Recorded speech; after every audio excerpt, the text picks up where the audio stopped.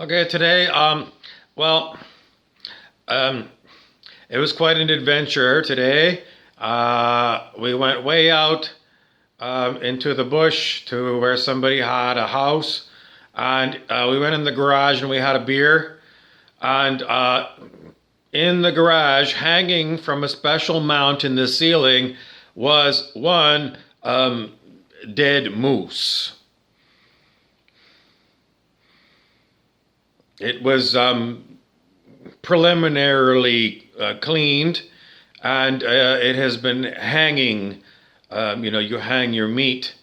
So it's been hanging in a garage of about 0 degrees temperature Celsius, and it's been hanging there. And I didn't know it was going to be there. Anyway, I didn't take a picture of the dead moose, but it is etched and ingrained in my brain. And the reason I didn't want to take a picture of the dead moose, well, it was just, it was like the Lord of the Flies. Well, this one didn't have flies on it. It had no flies. It was in the garage. The flies are all, it's too cold for flies. But the whole idea is, if you remember Lord of the Flies from that book that they made us read in about 11th grade, it was made into a movie.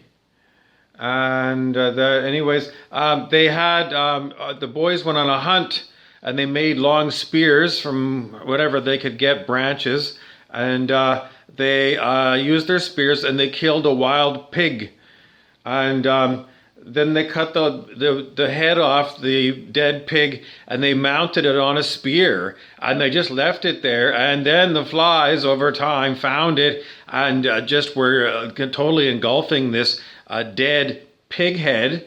And they called this thing Lord of the Flies. Now, recently, the other well-known Lord of the Flies is Vice President Mike Pence. And everyone knows by now that in the studio where they were doing the debate, a housefly landed on Mike Pence's white hair. And it stayed there, and Mr. Pence didn't know, apparently, or else he was ignoring it. And nobody said, we got to stop for a minute because this is like a horrible embarrassment, and then make a laugh out of it. But, just to let the poor man seem so serious as he's going along, and he's got this, fly that the cameraman can see. Somebody should have done something on that show. Anyway, Mike Pence is Lord of the Flies. So, what does that mean? Well, the author's name of this book is William Golding, Lord of the Flies. And then they made a movie out of it. It might have even been a black and white movie. And then I'm not sure if John Boorman made a remake of it. Anyways, that was the whole story, and we watched the black and white movie in 11th grade in class, and well, it was a good movie, and, we'd already read the book, so we knew what was going to happen, but the acting was very good, and it has its rather violent places in it, like very violent, and that's when we learned about laws of attraction. We're going to skip grades here, and we're going to go to laws of attraction, and not Abraham Hicks' version. The version that they promulgate doesn't work for me. So we're going to go with another kind of way of looking at what they're calling the vortex of manifestation. And that for us is, yes, like a swirling tornado of winds. And that's a vortex, because everyone knows a tornado. It's just spinning. It's spinning air. And so where else are we going to go? Now we're going to backdrop everything into the holodeck of Star Trek. where basically anything can happen. You can be on the ocean sailing, or you can be, I don't know, in a jungle. In any event, we don't want to remind you too many times that according to all the laws of physics that we have, we are living in a quantum flux or a quantum foam. And what else do we know about the quantum foam? Well, we don't see it as foam. We don't see it. It's but if you were in the holodeck of Star Trek and you said arch and it stops the program, then you see a 3D space around you in a grid pattern, but there's nothing in it but just you and any other people that are people. Anyway, the whole point of it is, if you really start wondering what quantum flux is, then maybe the question is, well, what do you do with knowings of quantum flux? And the atom bomb is simply a one way of achieving a quantum flux. And other ways of doing quantum flux are never-ending orgasms. So if you had a whorehouse in Texas or Las Vegas or something, Lake Tahoe, I don't know, Tijuana might have one. Maybe you've got one in your own backyard. The whole point of it is that human orgasmic energy is being used for sex magic. So that's quantum flux. It's making a big to-do in the Matrix. The Matrix is kind of the idea that you're in like multiple dimensional space. I think that's what I'm going to go with as my guess estimate of an answer. Okay, other things that we need to know about quantum flux. Well, the other thing that, when the scientists were really talking a lot about this quantum foam, that idea, but they were also at that time working on developing supercomputers. So some of those physicists, it might have been, no, I can't remember for sure, but we want to remind you that a lot of computing can be considered very much like our reality. If you had to map every particle, like as if we're talking about like what kind of particles, like every oxygen molecule. If you had to map every oxygen molecule in this physical body right here, that's a lot of oxygen molecules. And to keep track of them, each one of them, you're going to have a height above the ground.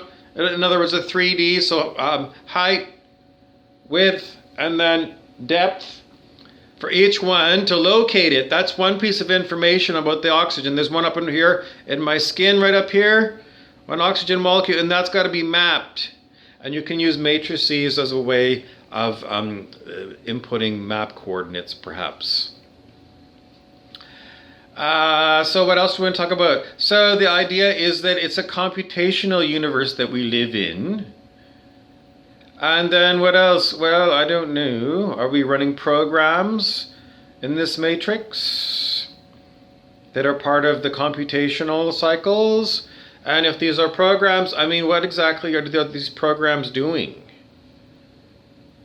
Are some of these like really dumb programs that are like somebody's idea of a practical joke that got put into the programming here? And the practical joke keeps outpicturing in, I don't know, maybe my reality. And I don't know it's a program, but I keep getting beat up by the same problems. And I'm throwing my hands up in the air and I'm wondering, am I cursed? In other words, is there in hexadecimal programming that we used to look at under the Commodore, what were they called? PET computers. Anyway, there's so much to go with the data, and if there are like scallywags that are putting in like practical jokes into our reality, after a while, these ideas about practical jokes are not funny at all. They're parasitic. So cleaning out all of the programming in the matrix or the quantum foam that we live in. And what other things are here in this quantum foam? How about like people that are No, no, no. It's just an endless number of conspiracy theories go through my head because, if once it starts off as a practical joke, then it becomes entertainment. And, you just turn on the TV and, there is your family sitcom that's going on at somebody's house, but they don't know you're watching them.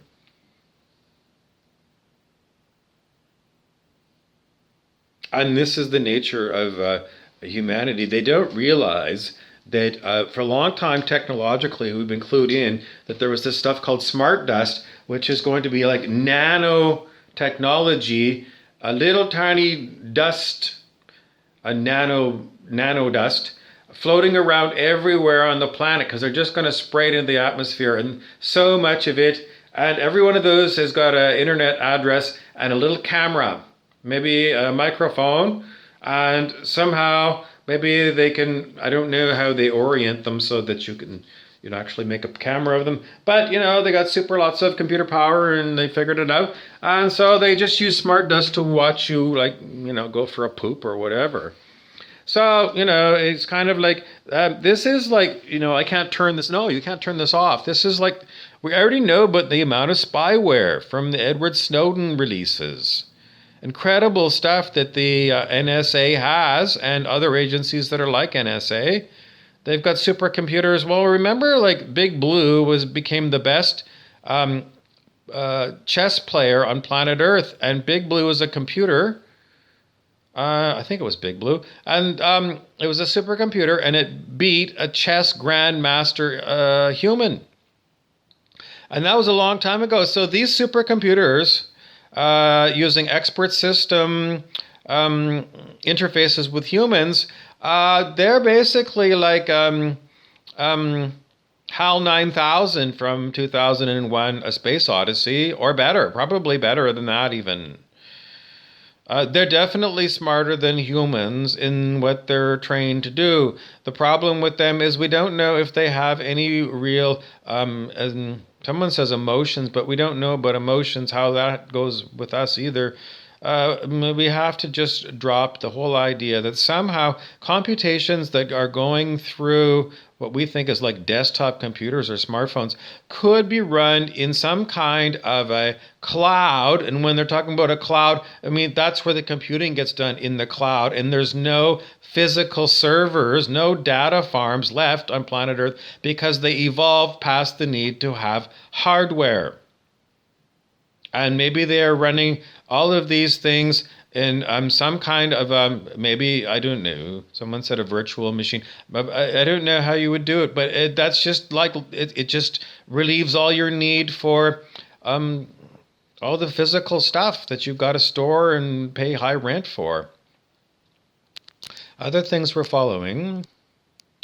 So we're coming up on Halloween, and we want to remind you that for anybody who is trying to figure out how to incorporate their mask into their Halloween costume, I'm told that you cannot use a Halloween mask as your COVID-19 mask.